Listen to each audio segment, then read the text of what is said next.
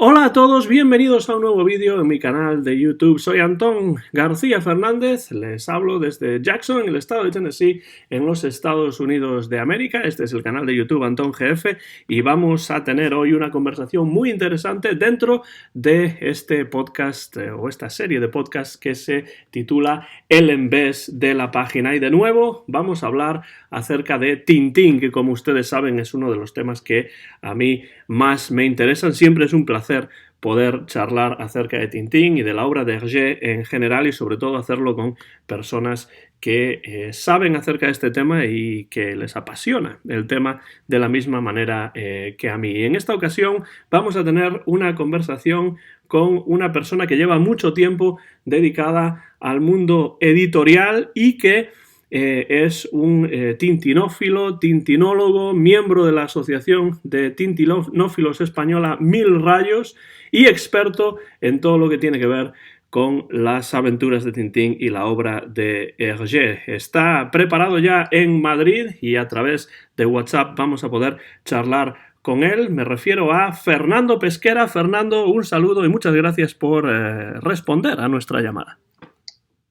Hola Antón, ¿qué tal? Buenas tardes para mí, buen día para ti. Pues nada, un placer, encantado de charlar contigo y muy contento y muy agradecido por tu amable invitación a participar en tu podcast y por tu amable presentación también. Gracias a ti y bueno, compartimos muchas cosas, pero entre ellas está este tema que nos interesa muchísimo, que es la obra de Hergé y en especial las aventuras de Tintín. Y antes yo decía tintinófilo y tintinólogo. Te pregunto, ¿tintinófilo o tintinólogo o las dos cosas? ¿Cómo te defines? Pues la verdad es que es una buena pregunta. Nosotros usamos más, el círculo de los compañeros de la Asociación Mil Rayos, como bien has dicho tú, a la que pertenezco, usamos más, nos gusta usar la palabra tintinófilo. Entonces, porque no por nada, sino por una cuestión de costumbre o de gusto personal, porque aquello de tintinólogo, no sé, tiene un matiz, un poquito puede sonar un matiz más de estudioso, pero quizás con un tono un poco más pedante, entre comillas, si se quiere. Así que nos gusta más usar tintinófilo. Supongo que te acuerdas de que hay un libro que se llama Eres tintinólogo, ¿no? Y yo recuerdo pues tener ese libro cuando era más pequeño y disfrutar mucho con él, pero parece ser que en ese libro se daba la descripción o la definición de tintinólogo como alguien que está realmente obsesionado con todo lo que tiene que ver y quiere saber absolutamente todo lo que tiene que ver con la obra de Hergé. Sí, lo recuerdo perfectamente. Es un libro, además, de los primeros libros que se hicieron en torno a la obra de Hergé. Un libro muy divertido y muy curioso. Sí, lo recuerdo perfectamente. Y efectivamente lleva ese título. Y comparto la obsesión, porque realmente es una pequeña obsesión lo que nos lleva a indagar más y más y más en todos los detalles de Tintín y de la obra de Hergé en general. Y repito, respecto al término, pues no lo sé. Es más una cuestión de gusto personal o de broma, no hay tanto da tintinólogo que tintinófilo. El caso es pues amante de la obra de Hergé, que se preocupa o que le interesa o que goza más bien en indagar y en estudiar cada aspecto, cada detalle, que son muchos. Y esta pequeña o gran obsesión, Fernando, tiene que tener una génesis, ¿no? Es decir, ¿cómo llegaste tú a los libros de Tintín y a la obra de Hergé? Pues yo creo que en ese ámbito también me imagino que igual te pasaría a ti o nos pasa a todos. Hay unos lugares comunes, ¿no?, que todos tenemos, y es una historia que se va repitiendo. Tú cuando charlas con otros aficionados, es un poco la historia compartida de muchos de nosotros. Las lecturas, lógicamente, empiezan en la infancia, enseguida te seducen, hay una atracción muy fuerte, muy inmediata. Cuando un niño o cuando de niño coges tu primer Tintín, enseguida te ves atrapado. Es como un flechazo, ¿no?, un enamoramiento muy fuerte y muy inmediato. Esas lecturas durante la infancia se repiten, se llevan una y otra vez el ansia de completar todos los cómics, de leértelos todos. Cada nueva lectura de una nueva aventura de Tintín es como un acontecimiento único. Luego ya pasas por cuestiones vitales, ¿no?, se pasa a la adolescencia, se pasa a la juventud, quizás se abandona un poco. En mi caso fue también, ¿no? La vida te va llevando por otros intereses o por otros derroteros. y ya en lo que podríamos llamar más adelante una vida adulta, entre comillas, un buen día vas a tu estantería y ves tus viejos cómics, ¿no? Y dices, anda, qué maravilla, ¿cuánto hace que no leía un Tintín? Coges uno y vuelves a enganchar. Y te vuelves a enganchar por una cuestión muy sencilla, aparte de, o eso creo yo, o compartimos muchos, como digo, los aficionados, aparte de por el gozo y el placer y el redescubrimiento, porque Tintín engancha a todas las edades. Hay un enganche adulto también, unas capas de lectura famosas en la obra de Hergé, donde cualquier lector de cualquier edad o de cualquier condición, yo creo que puede encontrar un placer diferente y un nuevo descubrimiento por muchas veces que se hayan leído las aventuras, ¿no? Y esa es un poco, yo creo, la historia que compartimos muchos, o la inmensa mayoría de los tintinófilos.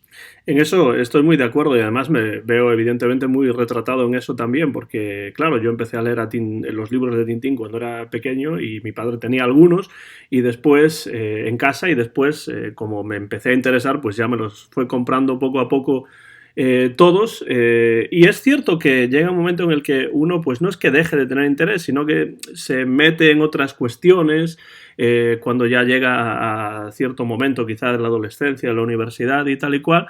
Pero después vuelve a Tintín. A mí me pasó, además, de una manera bastante interesante en el sentido de que, claro, yo empecé a leer a Tintín en España y después me mudé a los Estados Unidos en cierto momento y no me traje los libros de Tintín a los Estados Unidos, porque claro, traerse todos esos libros pues no es tan fácil, ¿no?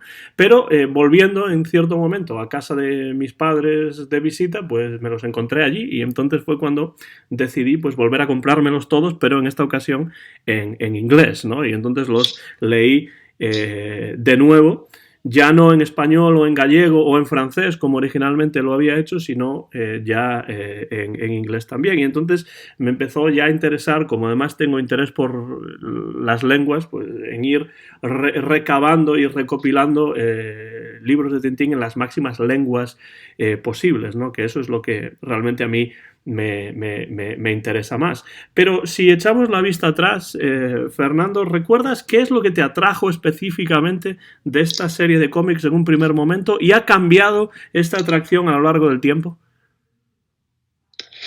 Pues la verdad es que no ha cambiado, o sea, es lo que te decía, la atracción es el gran enganche, yo creo, ¿no? La gran belleza de la obra de Hergé, ¿no? Que siempre, por muchas veces que leas, como te decía, o abras un cómic o lo hayas leído miles de veces, siempre encuentras placer en la lectura. Y no solo placer, sino también nuevos descubrimientos, ¿no? Que es lo que también te comentaba, porque el disfrute puede ser a muchos niveles. A nivel, me preguntas por el primer enganche, yo creo que en el primer enganche para todos es obvio, ¿no? La belleza estética del dibujo, ¿no? Uh-huh. Cuando uno abre un Tintín, tanto de niño como de adulto, ¿no? Porque yo creo que es perfectamente reconocible incluso por alguien que no sea especialmente aficionado o al cómic o incluso que no le guste Tintín o que no le guste Hergé. Hay una belleza gráfica, yo creo que innegable. Abres cualquier página de cualquier cómic de Tintín y hay viñetas o muchas de las viñetas son un cuadro en sí mismas, ¿no? Un pequeño cuadro, una pequeña obra de arte, si me permites, entre comillas, ¿no? Entonces, el primer enganche es ese, ¿no? Un enganche visual, o por lo menos en mi caso, un enganche estético, y dices, qué bonito, ¿no? Un niño dice, qué bonito, ¿esto qué es? Incita a la lectura. Luego, cuando empieza a leer, ahí es el enganche en el ámbito literario, entre comillas, ¿no? Cuando te dejas llevar por la historia, te seduce y el libro te atrapa en todos los sentidos, ¿no? ¿Y crees que eso es precisamente lo que puede explicar quizá que las aventuras de Tintín hayan perdurado en el tiempo? Porque claro, estamos en el 2020, pero en el 2019 se cumplieron los 90 años de la primera publicación de Tintín en 1929 con Tintín, el país de los soviets. Y sigue habiendo un interés a nivel mundial, incluso diría, en Tintín, y esto se ha visto, por ejemplo, con la película de Steven Spielberg que hace unos años llegó a las pantallas. Pero además del arte, además quizá de esa doble lectura de la que hablas y que es un tema que a mí me interesa mucho, ¿Qué otras razones podemos encontrar para explicar que esta obra de Hergé haya perdurado tanto a lo largo de los años? Pues no sabría decirte. Yo creo, ¿no?, que como todos, es un clásico, ¿no? Como todos los clásicos, tratan temas universales al fin y al cabo, ¿no? Entonces están lógicamente en su época, enmarcados en un contexto de época y de tiempo y también cultural muy concreto, pero lo trasciende. Te habla de emociones, de aventuras, de pulsiones humanas, en definitiva, que yo creo que son universales, y es lo que le hace perdurar en el tiempo. No es algo que quede anclado en el momento de su creación, sino que trasciende.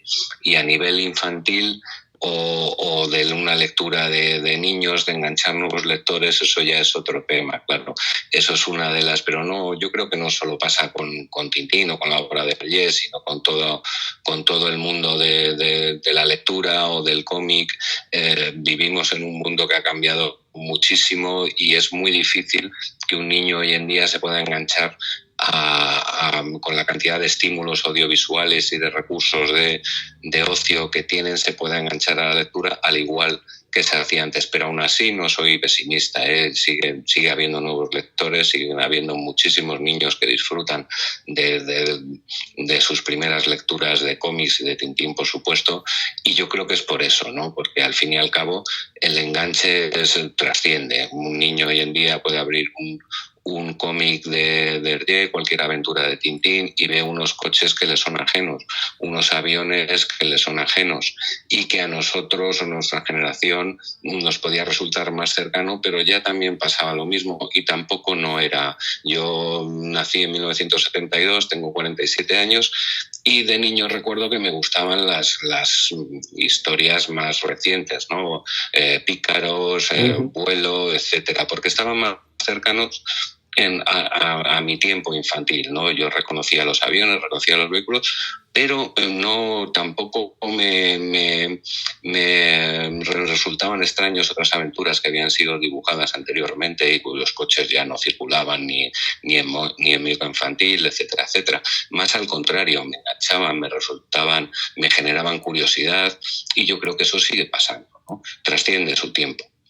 A mí me pasaba eso también, y además me ocurría que como yo tenía gente a mi alrededor, mi padre, mi madre, mi tío, por ejemplo, que estaban interesados en el cine también, ¿no? Y en el cine clásico, en el cine clásico de Hollywood, por ejemplo, pues era capaz de ver cómo esos coches de los que hablas, por ejemplo, o esos aviones de los que hablas, también aparecían en esas películas en blanco y negro que a mí me fascinaban porque eran diferentes, ¿no? Entonces, así es. Yo creo que esa es una de las cosas que a mí me atraparon con Tintín, que era la posibilidad de ver o leer una película, en el sentido de que incluso cuando era pequeño me daba cuenta, quizá inconscientemente, de que hay una relación muy estrecha entre el cine y el cómic, o lo que los franceses llaman la bande dessinée, ¿no?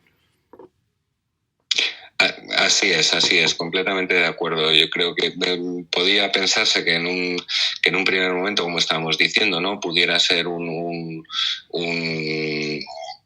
una traba para un lector actual, para un niño actual, el encontrarse con esos cómics tan, entre comillas, fuera de su tiempo, pero yo creo que no, que es lo que estamos hablando, que al contrario genera curiosidad, genera interés, y lo que comentas del lenguaje, de las similitudes con el cine, pues efectivamente así es. Hay muchos autores que han descrito las similitudes del lenguaje narrativo de Hergé con el lenguaje cinematográfico. De hecho, Hergé era un gran aficionado al cine y manejaba estupendamente el lenguaje cinematográfico, y lo refleja en los cómics y en las aventuras de Tintín.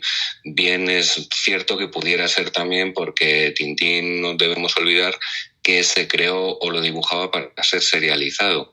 Cada semana salían publicadas un par de páginas, un par de planchas de la historia, y tenían que ser lo suficientemente atractivas para tener una narración simplemente de las dos páginas que leía el lector en la revista, y dejarlo abierto para la siguiente entrega. Y Hergé lo manejaba con una destreza increíble. Al final de cada página cerraba y abría a la vez. Y eso es un poco fruto también de su interés por el cine y de manejar en cierto sentido el lenguaje de Tintín es muy cinematográfico, efectivamente, sí. Se nota esto incluso ya desde las famosas planchas de Totó, el antepasado de Tintín, que incluso tenían una presentación cinematográfica, ¿no? En la parte superior de esas planchas. Pero yo creo que eso es algo que Hergé no, ni mucho menos olvida o deja de lado. Por supuesto, no presenta las obras de Tintín a partir de ya desde el principio como si fuesen películas de la misma manera que sí lo hacía con Totor, pero yo lo que veo en las planchas de Tintín ya desde el principio es que hay un gusto por parte de Hergé, que creo que es un gusto que no compartía con otros creadores de cómics como puede ser su buen amigo Edgar Jacobs, ¿no? Por ejemplo, que es que él prefería contar historias con imágenes más que con palabras. Es decir, yo creo que las palabras, aunque son importantes en Tintín, en muchos casos tienen una importancia menor a la importancia de las imágenes, y si él era capaz de reflejar algo simplemente con imágenes, pues no necesitaba las palabras para ello.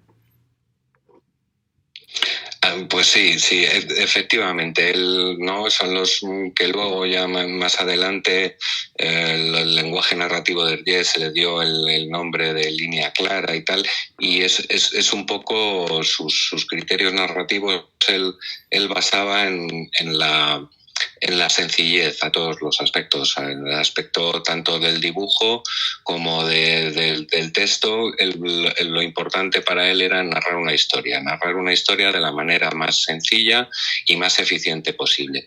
En ese sentido, él, como bien dices, prescinde del texto lo máximo posible. Los bocadillos de narración de principio de viñetas que sitúan la acción y tal, en Tintín son mínimos, los mínimos imprescindibles. Los propios bocadillos de texto, de diálogo entre los personajes, exactamente igual.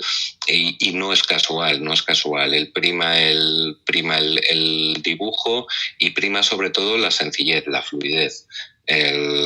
Todos los movimientos van de izquierda a derecha, en lo que decías, comentabas del lenguaje cinematográfico, ¿no? Vas siguiendo a los personajes en el sentido natural de la lectura. Y eso es lo que él primaba, ¿no? La historia, al contarlo de manera eficiente y de manera sencilla, es lo que siempre le llevaba a la hora de narrar y a la hora de crear sus historias. Y efectivamente eso tiene una similitud muy fuerte con el lenguaje cinematográfico, sí. Y en relación con esto hay una cosa que a mí siempre me ha sorprendido, y es que la crítica en general se ha cebado en muchos casos con las primeras aventuras de Tintín, ¿no? Es decir, los soviets, el Congo, América e incluso los cigarros del faraón, que quizá un poco menos. No ya desde el punto de vista político, que ese es otro tema, o ideológico, en el que quizá podríamos entrar, pero que a mí es un tema que a veces me cansa un poco, porque siempre hay estas críticas casi ideológicas a Hergé, ¿no? Pero me refiero más al estilo. Es decir, hay muchos críticos que se han cebado en esas primeras obras de Hergé, esas primeras aventuras de Tintín. Pero yo creo que cuando uno critica tan severamente esas primeras obras de Hergé, se está olvidando de que realmente Hergé está creando un nuevo lenguaje prácticamente sin tener muchos modelos que seguir. Y yo creo que eso es muy meritorio. Por supuesto, él tenía modelos estadounidenses, por ejemplo. Es muy conocido que tenía conocimientos de las comic strips y de las obras estadounidenses de esa época, de los años 20 y tal, pero él lo que está haciendo es creando un nuevo lenguaje que tiene mucho que ver con el cinematográfico, pero que no es realmente el lenguaje cinematográfico, y a mí eso siempre me ha parecido pues muy meritorio, ¿no? ¿Tienes alguna opinión al respecto?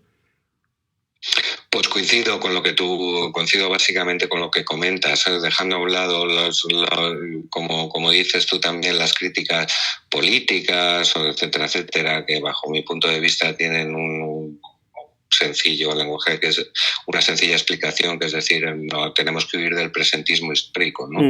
Es decir, hay que situar cada obra en su contexto, en su época, por supuesto, con una crítica si procede, etcétera, etcétera, pero no podemos mirar con ojos actuales ese tipo de obras, dices, creadas en los años 30, en el contexto que se crearon, etcétera, etcétera.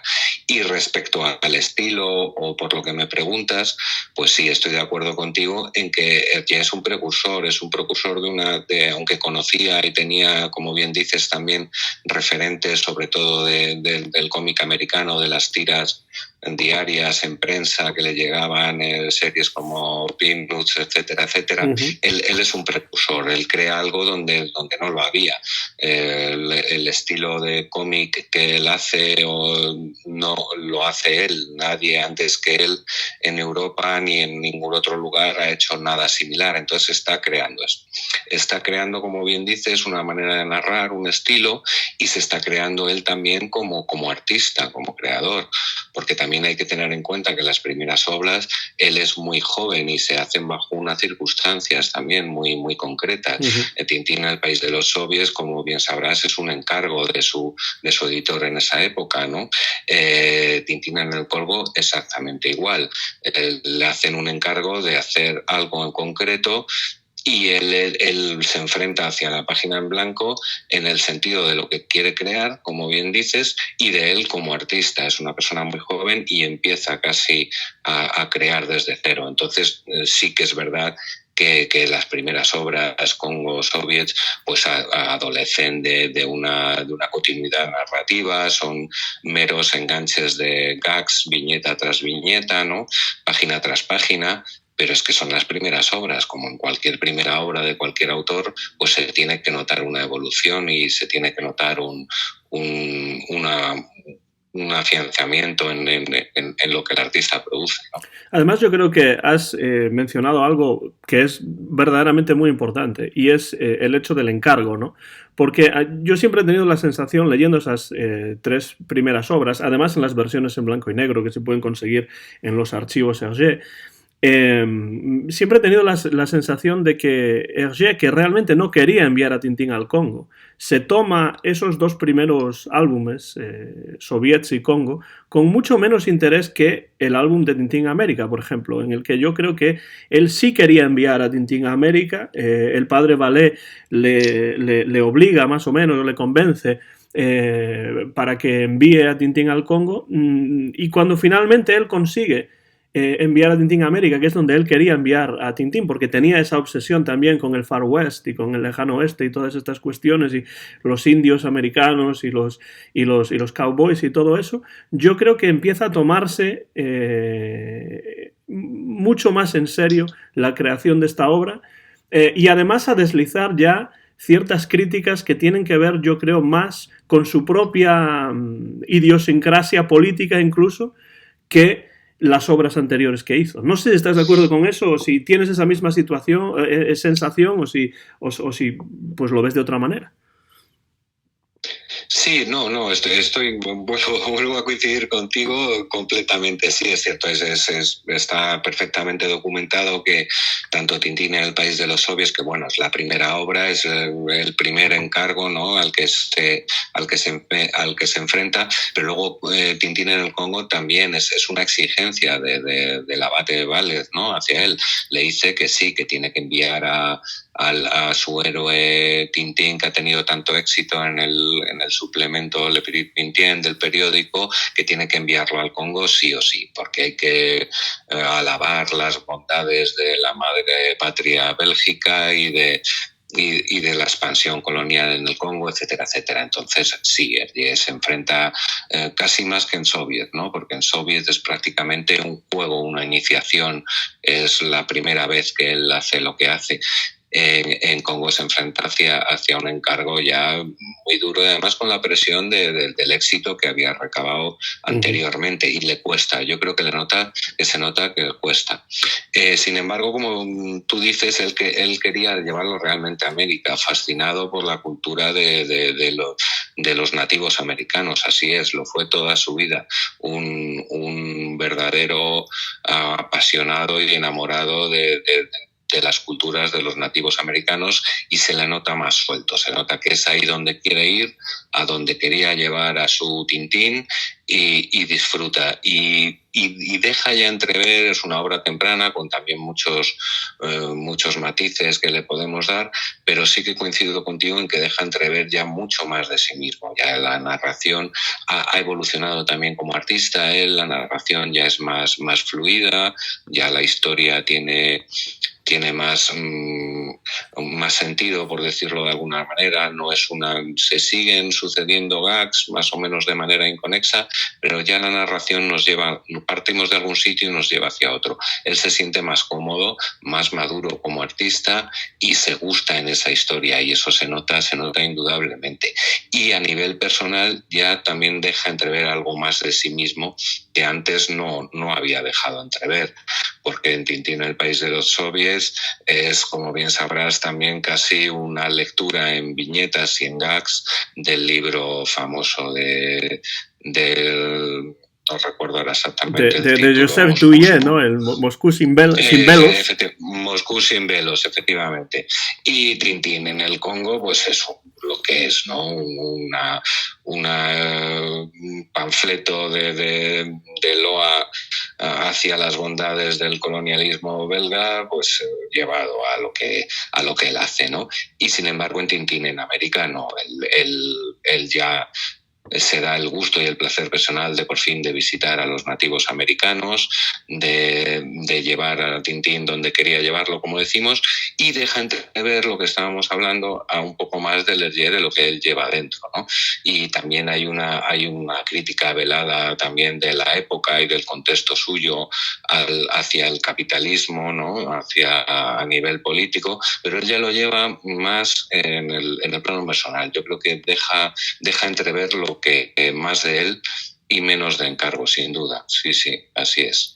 Yo siempre he pensado en relación con esto que, sin querer negar, por supuesto, el conservadurismo de Hergé, que yo creo que es evidente en muchos momentos de su carrera, de su obra y también de su biografía, ¿no?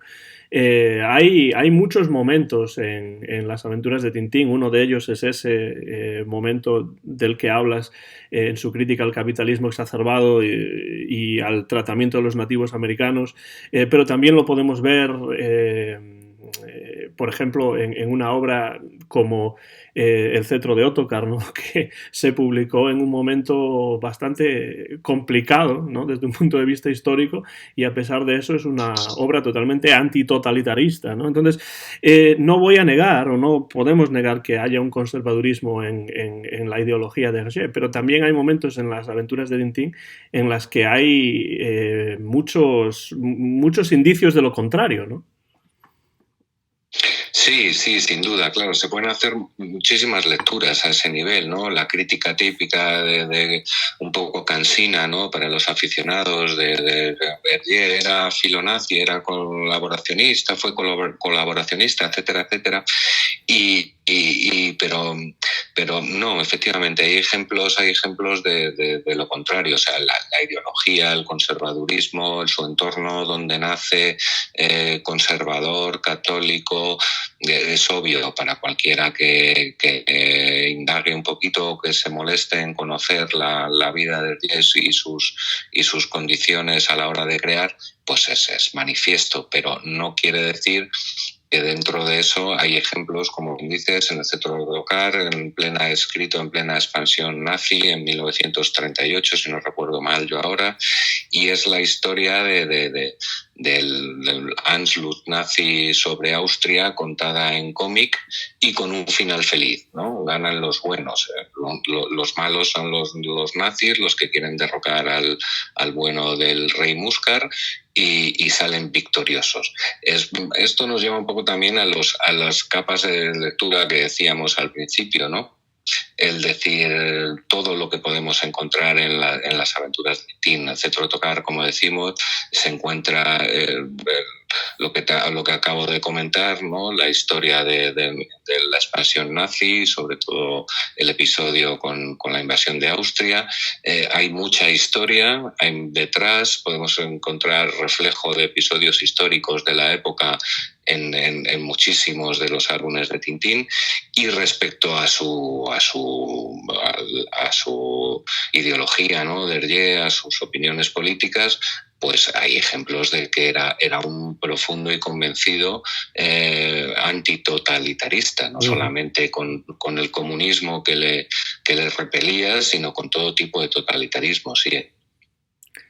Y para mí, precisamente, Fernando, esa es una de las riquezas de la obra de Hergé y de las aventuras de Tintín en particular. El hecho de que todos estos álbumes nos están presentando algunos de los momentos históricos y sociales de mayor relevancia del siglo XX, tamizados, eso sí, a través de los ojos de Hergé, y de ahí viene esa lectura más profunda que se puede hacer, más allá de la superficie de las aventuras y de la trama y de saber qué va a ocurrir en la siguiente página. Podemos ir mucho más allá porque estas obras están reflejando algunos de los momentos más importantes de la historia occidental del siglo XX.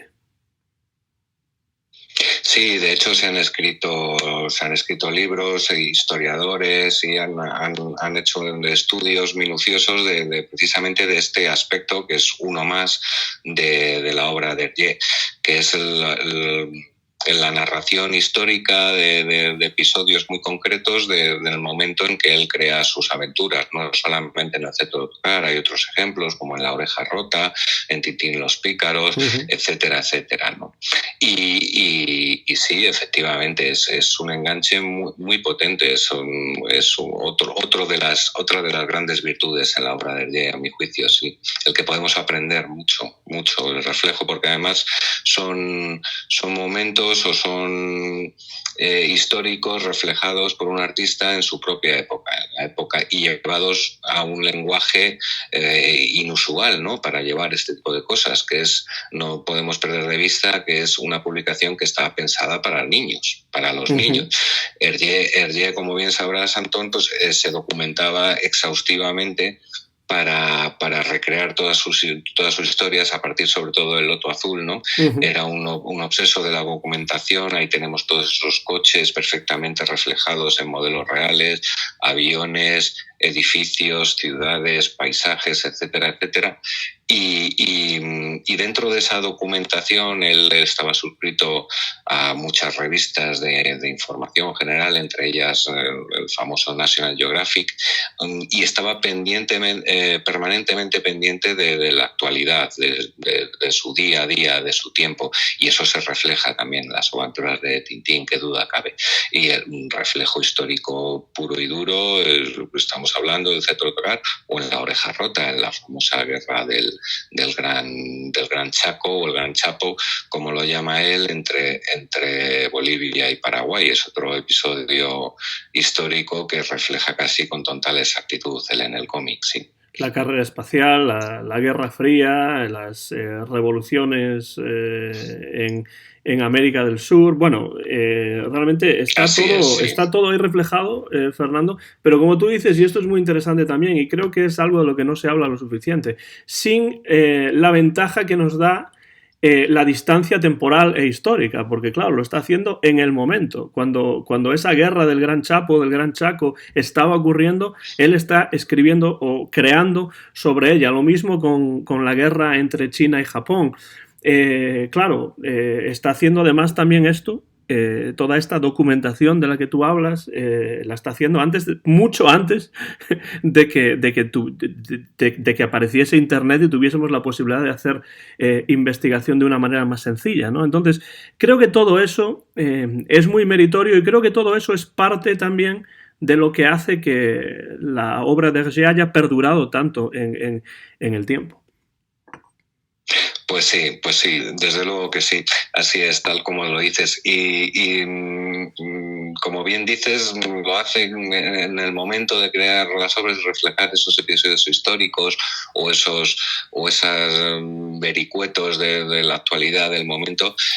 Lo que hablábamos antes, él toma partido toma partido y toma partido por los buenos. En el Loto Azul, otro ejemplo que has nombrado tú, en la guerra chino-japonesa, él refleja la situación de los más débiles, que es en este caso China en ese momento, y la actuación de Japón.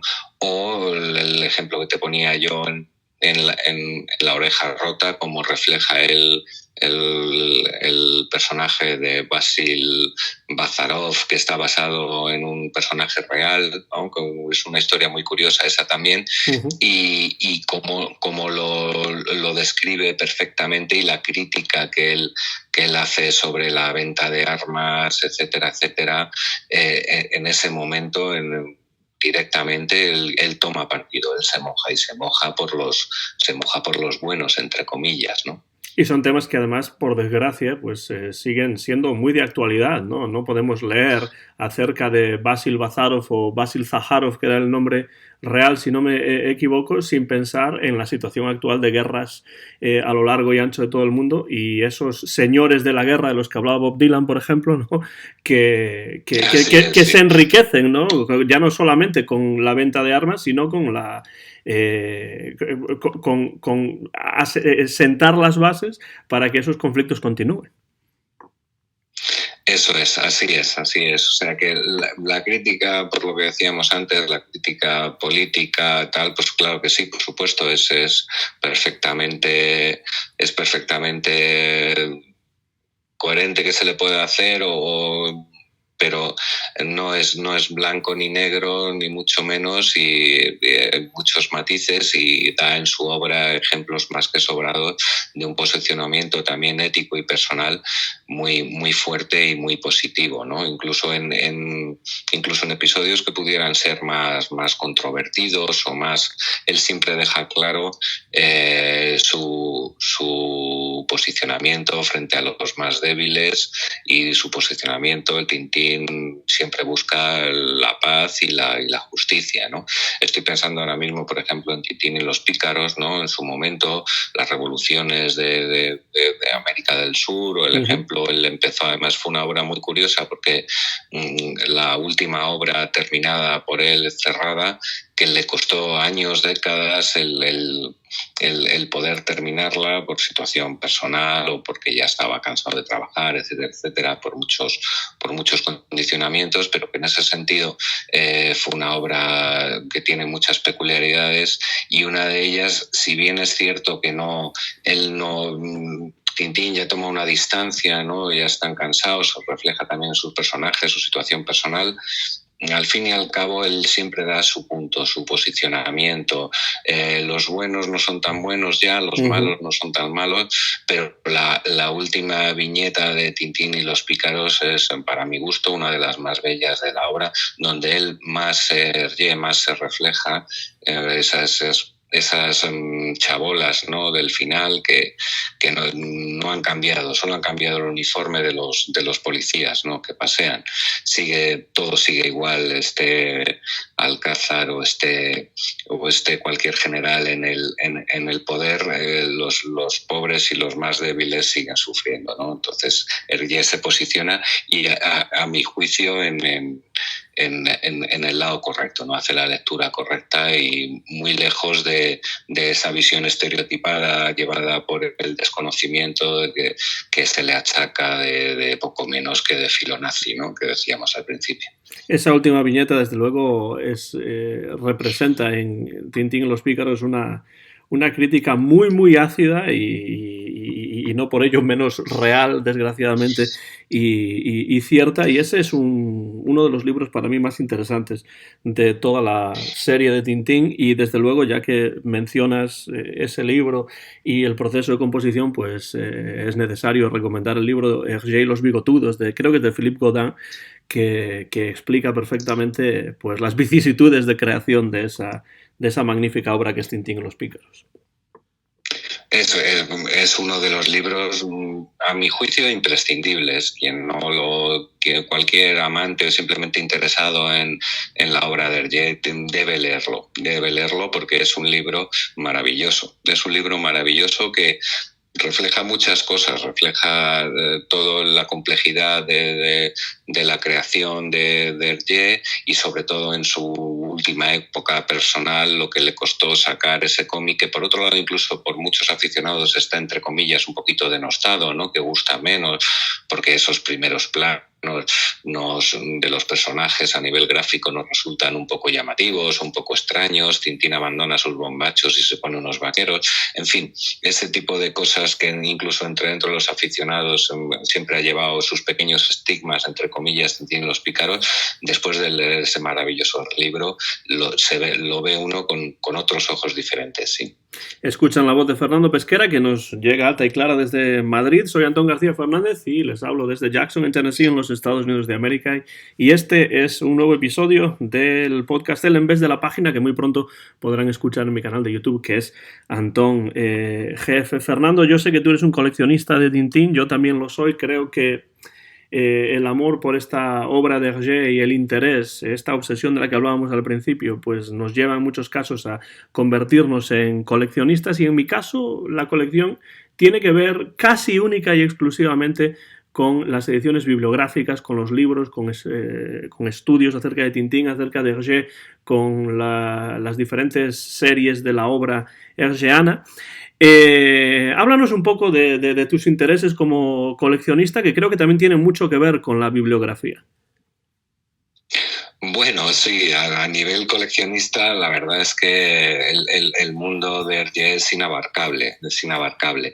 Como decíamos al principio de cómo uno se engancha o cuál es la historia, los lugares comunes que te hacen después de las primeras lecturas infantiles llegar a Tintín y de nuevo y a la obra de Hergé de nuevo, pues con esto del coleccionismo pasa un poco igual, ¿no? En ese momento en que tú retomas en la edad adulta la lectura de Tintín y vas indagando poco a poco, conociendo lo que estamos hablando ahora, ¿no? Los enganches que tiene, que alberga la obra de Hergé. Poco a poco vas comprando libros, te vas interesando y vas descubriendo un mundo que es inmenso. Es un mundo te puede llevar a lo que tú dices, de ediciones en diferentes idiomas, con sus peculiaridades, primeras ediciones, figuras, etcétera, etcétera. Es inabarcable. En mi caso, paso mi colección, hay colecciones increíbles. Yo sí atesoro algunas pequeñas cosas, pero no es ni mucho menos una colección que hay verdaderos fanáticos y coleccionistas que tienen verdaderos museos más que colecciones en su casa. En mi caso me llama la atención los libros, sí.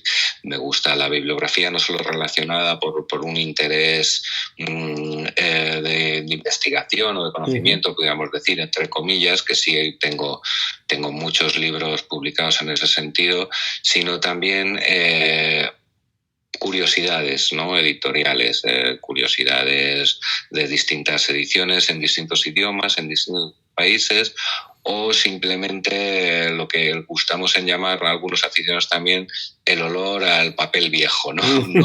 Me seduce mucho el olor a papelote viejo, sí, eso es lo que me gusta en el ámbito de la colección. Te vas enganchando poco a poco, como decía, a medida que vas indagando y vas descubriendo el mundo, y en ese sentido también una cosa te va llevando a otra y es un vicio, es una adicción fuerte, o sea que niños, tener cuidado con esto si nos estáis oyendo. Sí, porque además es que hay muchísima bibliografía en diferentes lenguas, sobre todo en francés, por supuesto, pero también algunos libros en inglés, en holandés y en español. Bueno, se han traducido algunos de los libros más importantes, como biografías y algunos estudios, pues, de gente como Benoit Peeters o Philippe Godin, etcétera. Pero todavía falta mucha bibliografía por traducirse al castellano. Muchísimas. Las traducciones han sido del material que hay, como dices, hay... no recuerdo ahora la cifra exactamente, pero de rondar más allá de los 600, 700 referencias bibliográficas que se han publicado en torno a Tintín y la obra de Hergé. Y las traducciones al ámbito castellano, en la lengua castellana, han sido poquísimas. Se ha traducido muy poca bibliografía. Entonces, cualquier persona interesada o aficionado tiene tiene que adentrarse en la bibliografía en francés. La inmensa mayoría es en francés. Así es. En mi caso jamás había estudiado francés, no me había enfrentado al francés nunca, y es otra de las cosas buenas que me ha traído la afición a Tintín, ¿no? El coger un libro y el empezar a leerlo, y con mucha paciencia y mucha ayuda y mucho interés, pues leo mal, porque ya digo que no he estudiado francés en mi vida, pero leo, me documento, y es otro de los grandes regalos que me ha hecho Tintín, sin el atreverme a hacer el esfuerzo de leer bibliografía en francés, sí. Yo he tenido desde siempre, desde que era muy pequeño, pues un interés enorme por las lenguas, y he aprendido varias lenguas a lo largo de mi vida. De hecho, bueno, soy profesor de español aquí en los Estados Unidos, entonces mi relación con las lenguas es incluso profesional en estos momentos ya. Pero tengo que decir que yo aprendí muchísimo francés, además de haber estudiado en la Alianza Francesa, pues leyendo libros de y sobre Tintín.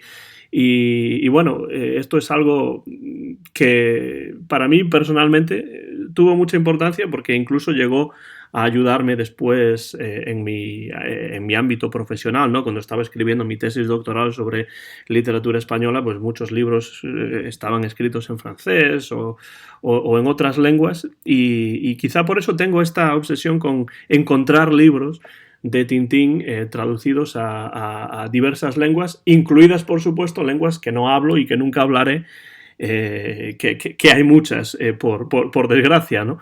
Digo por desgracia porque no las sé, no porque haya muchas lenguas, que eso es una buena cosa. Pero me pregunto, Fernando, si hay algunos ejemplares, algunas ediciones en especial de las que te sientes más orgulloso de atesorar en tu colección.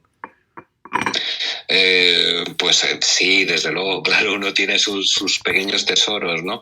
Sí, como decía, a mí me llama mucho la atención también, aunque no, yo inglés me manejo un poquito, pero el francés, ya te digo, y lo tomo, no lo había estudiado nunca, y lo tomo como un regalo que me ha hecho Tintín, ¿no? El ser, yo si no creo que me hubiera aventurado, si no es por esto, a empezar a leer en francés, y lo hice gracias a ello, y le estoy muy agradecido a esta afición por la obra de Hergé, porque es un regalo en general, ¿no? El poder descubrir cosas que no hubieras descubierto de otra manera. Ya te digo que a mí me gusta también, tengo algunas ediciones, bastantes ediciones en diferentes idiomas, pero me gusta sobre todo ponerme retos difíciles, ¿no? Que difícilmente se consiguen. Entonces tengo una especial predilección, como te decía, por el papel que huele a viejo, y me gustan las primeras ediciones allá donde estén.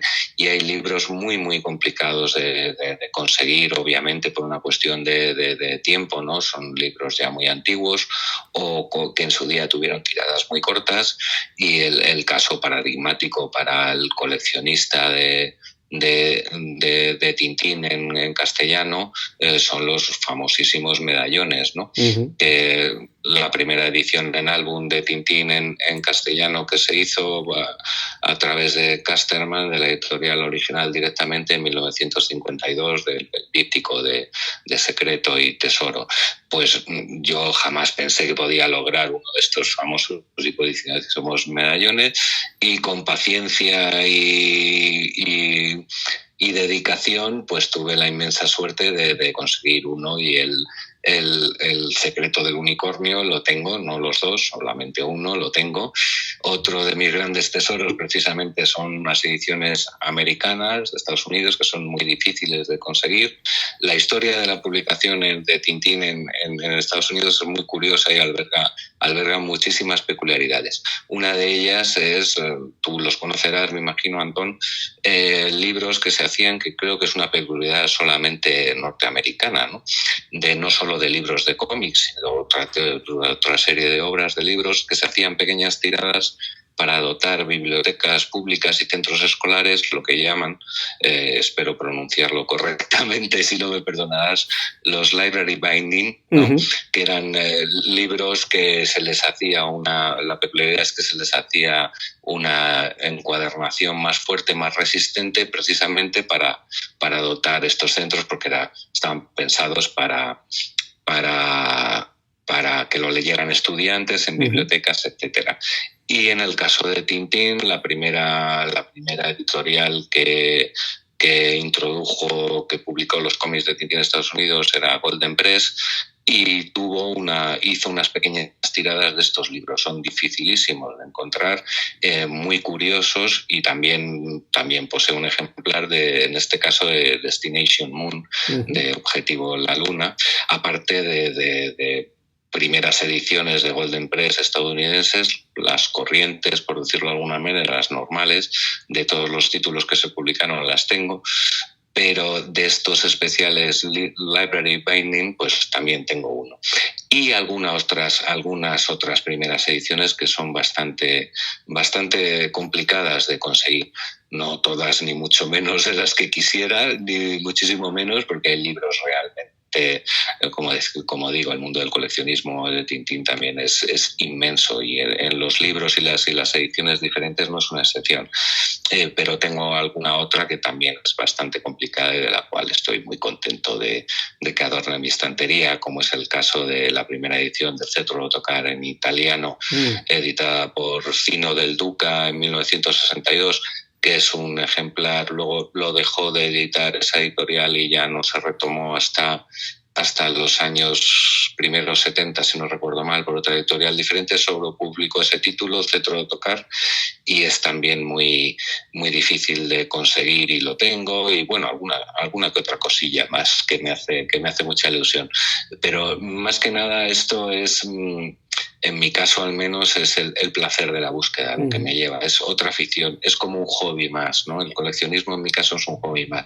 Me divierte per se. Lo encuentre o logre un pequeño tesoro o no lo logre, el divertimento es lo mismo para mí, el buscar, el encontrar, en fin, bueno, es otro ámbito más de la afición a Tintín. En eso creo que estamos en perfecta sintonía, porque yo tampoco soy un coleccionista que está obsesionado en tener una colección inmensa que se pueda comparar con las colecciones más pobladas del mundo, ni mucho menos, porque, como digo, me interesan más los libros como a ti, y también las diferentes ediciones, las diferentes lenguas y cosas por el estilo. Desde luego Internet ha ayudado mucho a poder investigar y buscar estos libros, que antes era mucho más complicado ni siquiera saber que existían o que alguien los podía tener o algo así. Pero ya que mencionas, Fernando, estas publicaciones estadounidenses, yo llevo en los Estados Unidos pues casi 20 años, y yo sé que, bueno, entre otras cosas que tú haces para la Asociación Española Mil Rayos, que bueno, tienen que ver, por ejemplo, con las redes sociales, por ejemplo, y cosas así, pero también has escrito artículos para la revista de esta Asociación Mil Rayos, y uno de ellos precisamente es sobre los avatares de las publicaciones estadounidenses de Tintín. Has hablado un poco acerca de eso, pero ¿qué es interesante o qué es diferente acerca de las publicaciones estadounidenses de Tintín en referencia a las publicaciones que a lo mejor pues tuvieron lugar en otros lugares, como pueda ser Inglaterra, España o el resto de Europa? Bueno, pues es mucho, la verdad es que mucho. Las peculiaridades de la publicación de Tintín en Estados Unidos son muchas. Para empezar, las traducciones son diferentes. Estamos hablando, cuando se publican por primera vez Tintín en Estados Unidos, es entre los años 1958 y 1960. La obra de Hergé está en pleno boom de su éxito, y a nivel editorial, Casterman, más allá de los medallones que decíamos antes de famosos en 1952, que no solo fuera en castellano, sino fue también en el ámbito anglosajón, se editaron en inglés, en alemán, en flamenco, en distintas lenguas. Fue el primer intento de expandir el formato álbum en Tintín a otros ámbitos culturales más allá del ámbito francófono. Y en el caso, ese intento fracasó, ¿no? Fracasó por diversas cuestiones, y en este tramo de años que estamos hablando, en 1958-1960, se hace por parte de Casterman, hay otro interés en pleno éxito de la obra de Hergé por retomar, por expandir, por llevar a Tintín a otras lenguas, a otras publicaciones.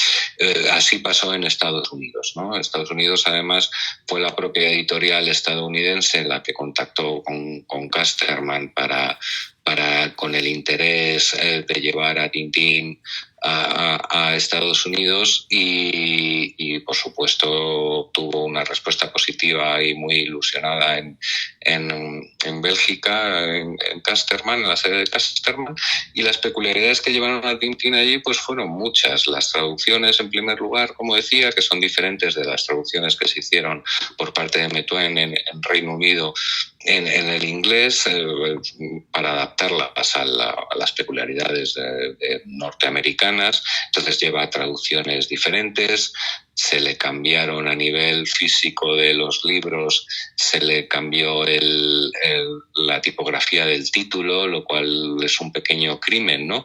Esos títulos tan maravillosos que hacía Hergé, bueno, pues en las portadas norteamericanas lo hicieron a su manera, con el acierto de que, si bien cometido el crimen, son unas cubiertas que tienen mucho, o a mi juicio tienen mucho impacto, son muy bellas. Es la primera vez que en la edición de Golden Press se introducen los títulos en los lomos. La tipografía interior de la página de títulos son de una grandísima belleza. En fin, tiene muchos vericuetos y muchas peculiaridades donde indagar. Fue el primer caso también en que es al revés. Primero se publica en el álbum sin haber hecho una prepublicación previa en revista, cosa que no había ocurrido nunca. Se hizo después de estas primeras ediciones, se publicó a Tintín también en Estados Unidos en una revista infantil, en Children's Digest, que era algo parecido al famoso Reader Digest de los adultos llevado a los niños, que era una pequeña revista, bueno, pequeña en formato porque tenía una tirada muy importante y era una revista de gran calidad. Pero aquí fue al revés. Primero se editó el álbum y después se publicó serializado en una revista. Y, en fin, son muchos los detalles y el enganche que tiene estas publicaciones y la belleza de las mismas, porque son de una calidad extraordinaria para la época. Como otras publicaciones en otra serie de países, fracasó por una cuestión cultural y por una cuestión económica. También fue el caso de los medallones que estamos hablando en España, ¿no? Hay que situarse en la época. El coste de un cómic era bastante alto para la época. Estamos hablando de que se tuvieron que vender creo recordar, a cerca de $2, cuando el cómic estadounidense propio estaba editado en revistas y apenas valía unos pocos centavos en cualquier sitio, y quizá el mercado norteamericano no estaba preparado para comprar o para dotar algo así. Se le quiso poner en un ámbito editorial a Tintín diferente al del cómic, que si bien empezaba en esa época, tú lo sabrás muchísimo mejor que yo, en el ámbito estadounidense empezaba a tener otra vez, había pasado por unas etapas estaba muy denostado el ámbito cómic, ¿no? Los héroes americanos, había una corriente muy, muy en contra de que era violento, de que era perjudicial. Bueno, ya hacia finales de los 50, primeros de los 60, poco a poco esa connotaciones negativas se fueron perdiendo, y el editor estadounidense quiso dar un paso más para introducir el mundo del cómic en su sector editorial con un héroe limpio, ¿no? Entre comillas, como pudiera ser Tintín. Fracasó por una cuestión económica, porque eran muy caros los cómics, y más por un cómic que no era propio, un cómic europeo. Y fracasó por una cuestión cultural. No se retomó ya, lamentablemente. Se editaron 6 títulos en 58 al 60, y luego ya no se retomaría más allá de la edición en revista que estamos diciendo, hasta que no se retomaría la publicación de Tintín en formato cuarto álbum hasta 1974 con otra editorial diferente. Bueno, en fin, me estoy enrollando mucho, pero es que es un tema que me gusta bastante y tiene muchas peculiaridades, sí, así es. También hubo casos en los que Hergé tuvo que cambiar alguna parte de la composición de alguna de las viñetas por cuestiones raciales, sociales, ¿no? Porque he leído algo que tiene que ver con eso en algún libro crítico sobre Hergé y Tintín. Sí, claro, también. Este es uno más de los pequeños placeres que nos da a los tintinófilos o a los coleccionistas, ¿no? Los retoques que hacía Hergé en aras de lo, entre comillas, políticamente correcto, ¿no? El retocado de ediciones, etcétera, etcétera. Y en el caso americano es un caso paradigmático. Entre los títulos que se editaron, se editó El cangrejo de las pinzas de oro, ¿no? Y la edición norteamericana pues cambia muchas viñetas. Es otro más de las peculiaridades y las curiosidades que nos encontramos con estas ediciones. Hablo de memoria, pero quiero recordar la famosa viñeta de Haddock en la avioneta dándose un buen trago de alcohol, ¿no? Puro y duro, o Haddock borracho después. Todo eso, lógicamente, en esa época ni en el ámbito estadounidense fue perfectamente matizado y eliminado, ¿no? En la avioneta Haddock no se da, Hergé tuvo que cambiar la viñeta, no hay alcohol de por medio, ¿no? Y luego también quiero recordar que algunos de los tripulantes del barco que eran afroamericano, pues fue también cambiado por alguien con rasgos latinos, etcétera, etcétera. Sí, se modificaron varias viñetas para adaptarlo al ámbito cultural estadounidense de la época. Sí. Habiendo vivido tanto tiempo aquí, siempre me he preguntado, Fernando, cómo es posible que Tintín sea un personaje mucho menos conocido en Norteamérica que en el resto del mundo, o que en muchas otras partes del mundo por lo menos, ¿no?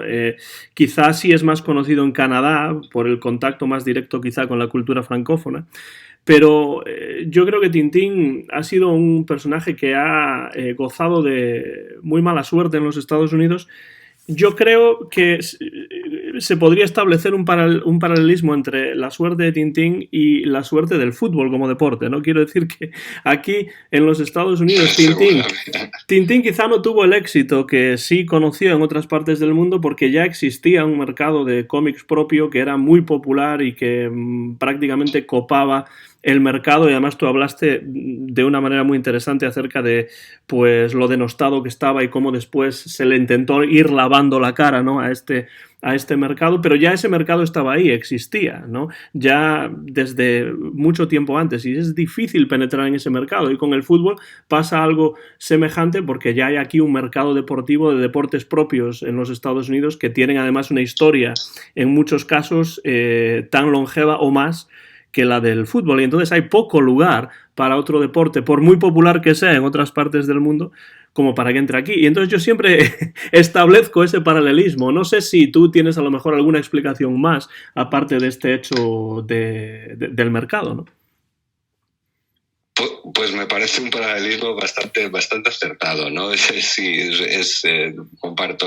Comparto lo que dice. Es quizás intentar, no sé, tú lo conoces de primera mano, vives allí desde hace muchísimos años y sabes cómo es la manera y la idiosincrasia cultural en Estados Unidos, pero yo lo veo como es un poco introducir algo que ya tienes, ¿no? Es decir, ¿cómo me van a venir a mí de Europa a decirme qué es lo que tengo que ver en la televisión o qué deporte es emocionante cuando yo tengo una oferta de 4 diferentes que me emocionan de esa misma manera o más, ¿no? Y en el caso de los cómics, en el caso de Tintín, pues un poco igual. Si bien son productos completamente o obras completamente diferentes, uh-huh. es difícil, por lo que estamos hablando, o por lo menos en una primera fase, ¿no? Luego ya a partir de los años 70 ya se publicaron y se han seguido publicando en Estados Unidos las aventuras de Tintín en distintos formatos, en distinto álbum y con éxito, bueno, entre comillas, con ventas lo suficientemente importantes como para mantener la publicación evolución en el tiempo hasta nuestros días, ¿no? Pero quizás en esa época, pues lo que digo, ¿no? Para un lector medio americano, es decir, que me estás contando un libro infantil en un formato casi de lujo, que era lo que eran esas ediciones, ¿no? Muy bonito, muy, muy bello, muy bien editado, europeo, ¿no? Y dices, y esto me dices que es un cómic. Bueno, un cómic es una revista de grapa que compra cualquiera en cualquier tienda, en cualquier pequeño establecimiento por unos pocos céntimos, ¿no? Por pocos centavos, que es lo que decíamos antes. Y yo creo que es un poco así. Es difícil entrar culturalmente, aunque nos pueda parecer, lógicamente, y lo es, el choque cultural en el sentido del cómic, de lo que es Tintín, de lo que es entrar en un mercado americano. Es decir, si nosotros inventamos esto, ¿no? ¿Qué nos estás contando? ¿Qué nos estás trayendo aquí? Esto no es un cómic, esto no sé si me explico, ¿no? Uh-huh. Y quizás eso fue muy difícil en su momento, fue muy difícil y fracasó, como te digo, con unas ventas, y no fue por falta de interés, porque la campaña de introducción fue muy fuerte, se hizo un esfuerzo muy grande por parte de la editorial, salieron incluso reseñas, volvemos al coleccionismo un poco, tengo alguna aquí que compré, me hice con ella en su día, salió una reseña muy elogiosa en Newsweek, que guardo el ejemplar de Newsweek donde salía la última página, la página de reseña de libros, la página completa, se le hacía una reseña a las recientes ediciones en Estados Unidos de las aventuras de Tintín muy elogiosa, hablo de memoria en el Times de Nueva York también, en fin, o sea que el esfuerzo que se hizo y la difusión fue muy grande, pero fracasó en ventas, y tampoco hay quien dice que tampoco tuvieron en su día paciencia con Tintín, ¿no? Enseguida vieron que las ventas eran escasas y dijeron, pues se acabó, aquí no llegamos. Y luego, más allá de las adiciones y de la historia de Tintín en Estados Unidos, pues es un poco de desencuentro, ¿no? Como la típica película de comedia romántica de que no se acaban de encontrar los protagonistas para darse el esperado beso final. Pues un poco así. Hay unas anécdotas, por ejemplo, Hergé era un gran admirador de Walt Disney y siempre tuvo la espina o el interés de llevar a su Tintín a la pantalla. Y entonces, a finales de los años 40, primeros de los primeros 50, si no me equivoco, él envió personalmente cómics de Tintín y una carta a los estudios Disney en Estados Unidos y no le hicieron ni caso. De hecho, él adjuntó unos ejemplares, por ahí la anécdota, que le fueron devueltos tal cual el paquete a Bélgica. Luego, sin embargo, muchos años después, en el 50 aniversario de Tintín en 1979, los propios estudios Disney mandaron un homenaje muy bonito, que se ve un dibujo, seguro conocerás, de Mickey Mouse y Tintín juntos, un dibujo con una dedicatoria. El propio Spielberg fue el que se puso en contacto con Hergé directamente para intentar llevar a Tintín al cine poco antes de que muriera Hergé, en el 1980 y pico, antes de que él hiciera la película, ¿no? En vida de Hergé. En fin, que las idas y vueltas, si hubo interés, pues nunca terminaron de llegar, al menos en vida de Hergé, a buen puerto. Pero bueno. Eso que mencionas de Hergé y su interés por Walt Disney lo cuenta muy muy bien Benoit Peeters en su libro Hergé, hijo de Tintín, o Hergé, fils de Tintin, que para mí es una de las mejores biografías que hay. Otro libro imprescindible, sin duda. Estamos citando uno que hay que leer y tenemos la inmensa suerte también de tenerlo traducido en castellano. Hace unos años lo tradujo una editorial andaluza, creo recordar ahora, con una edición muy bonita y muy bella, por cierto. Sí, es imprescindible. Es una de las grandes biografías, junto con la de Godin, que no está traducida, y con la de Azoulin, que sí que está traducida. Se tradujo en su momento, aunque es difícil de encontrar. Las tres, en mi opinión, grandes biografías de él. Lo documenta muy bien Peters, sí, es cierto. La de Peters y la de Azoulin yo las tengo en francés y en inglés, pero no las tengo por desgracia, en español. Fernando, hemos hablado ya más de una hora acerca de este tema y realmente yo podría seguir durante horas y horas, pero bueno, tampoco quiero que sea una imposición sobre tu tiempo, y entonces lo que quería hacer para ir terminando la conversación es hacerte dos preguntas finales. Y quizá pues emplazarte para un momento futuro en el que podamos hablar de otros temas relacionados o no con Tintín. Y la primera de esas preguntas es una que quizá te esperabas, que es que si hay alguien que no sabe mucho acerca de Tintín, ¿hay un libro, dos libros o tres libros de la serie que tú recomendarías especialmente para iniciarse en la obra de Hergé y en las aventuras de Tintín en particular? De las aventuras de Tintín, es una pregunta muy difícil, Antón. Por eso la he dejado para el final.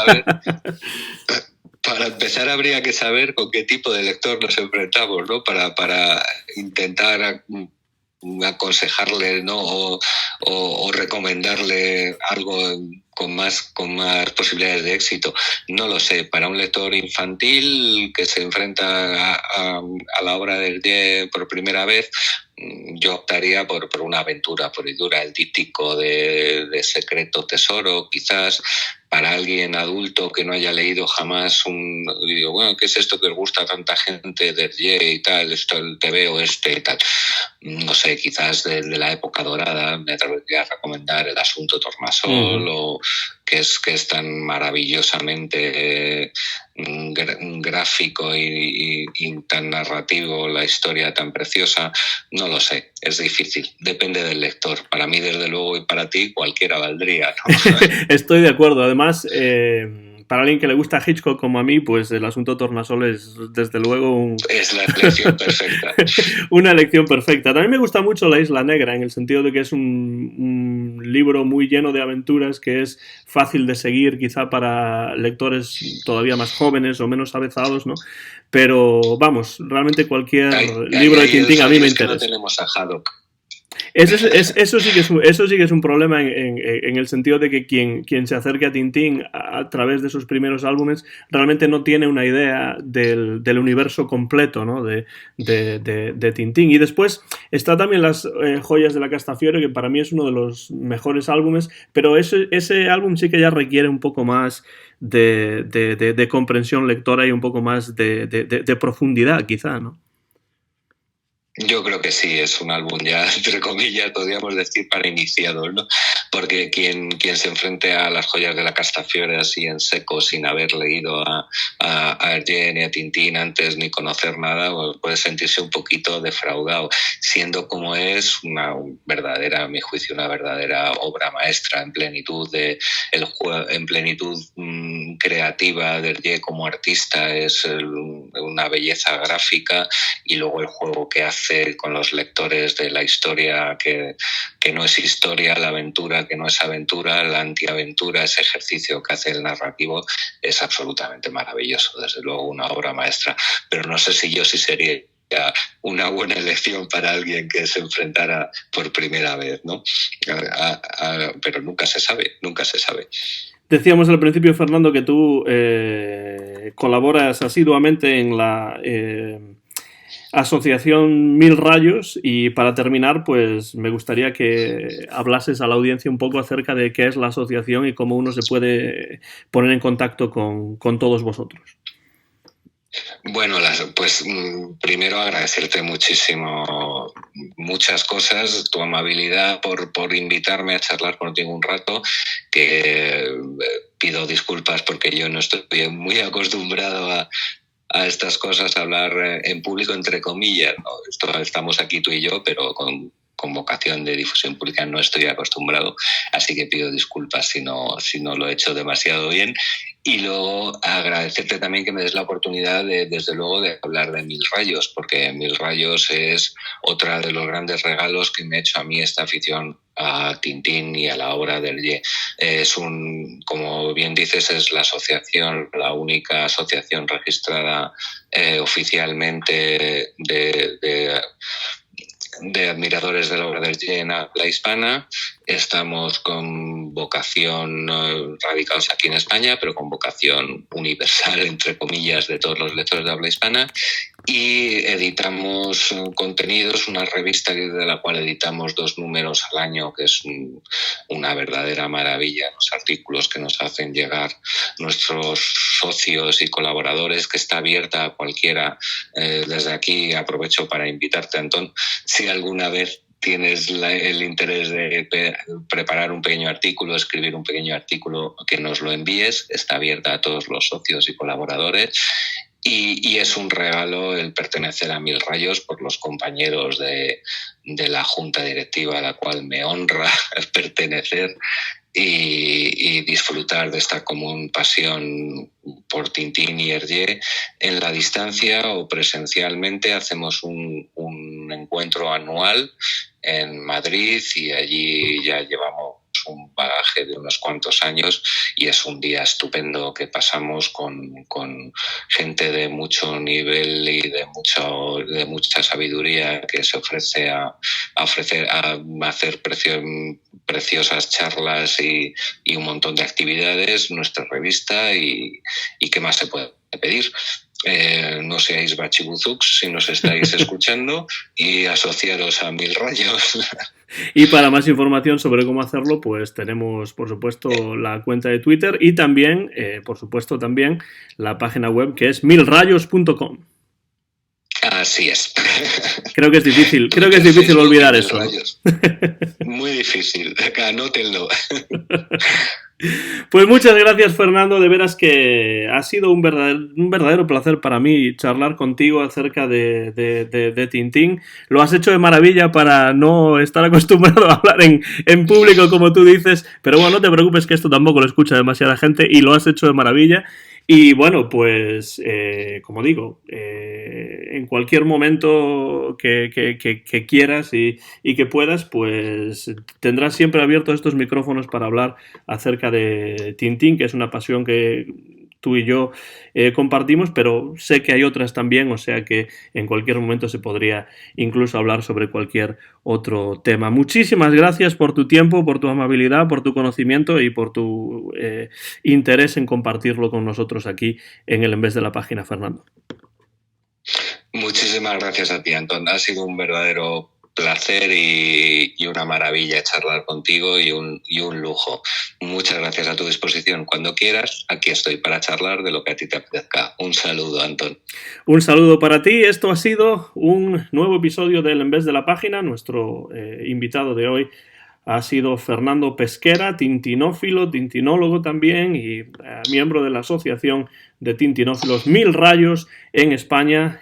Habló con nosotros desde Madrid en este nuevo episodio del En Vez de la Página. Soy Antón García Fernández, mío es el copyright de este podcast. El año es 2020 y este podcast se grabó en directo sin ningún tipo de cortes en Jackson, en el estado de Tennessee, en los Estados Unidos de América, y ustedes van a poder escucharlo muy pronto aquí en mi canal de YouTube, Antón GF. Como siempre, muchas gracias por la atención. Como dijo Fernando, no sean bachibuzuks y asóciense a Mil Rayos y sigan disfrutando, por supuesto, con las aventuras de Tintín y con la obra de Hergé. Gracias de nuevo y hasta la próxima.